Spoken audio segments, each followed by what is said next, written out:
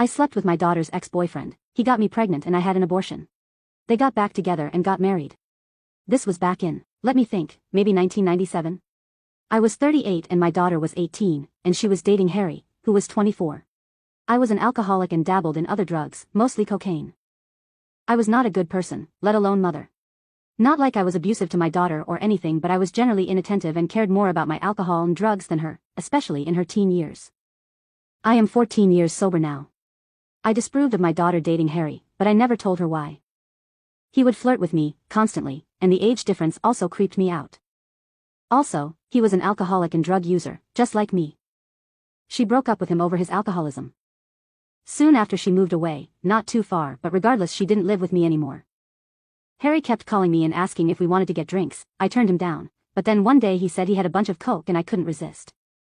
He came over, we did the coke, and we ended up having sex. He was a very good-looking guy. He looked a lot like that ridiculous 80s Justin Bieber picture that was on the front page today. That is actually what made me think about him. For the next few months, maybe like 3 to 4 months, he would sometimes come over and we would have sex and do drugs and get drunk together. Any drug addict knows what that is like to have a drug addict buddy in that way. Then I got pregnant. I knew it was by him. I had sex without a condom a few times stupidly. I never told him I was pregnant, and I went and got the abortion and kept it a secret.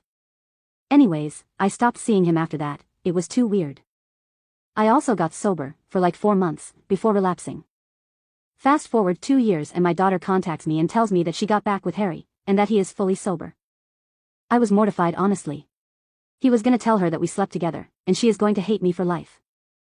They came over one day and said hi, and when my daughter was gone, Harry told me that there is no reason to tell her about what happened.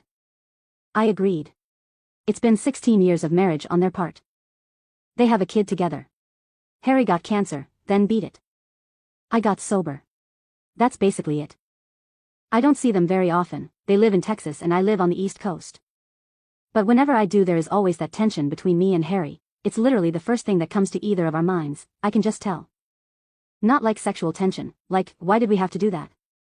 What the fuck is wrong with us, kind of tension. I think about this often. Especially when I see my grandson. I always think that could have been my son if things had gone differently, but wow, what a disaster that would have been if I decided to keep that child.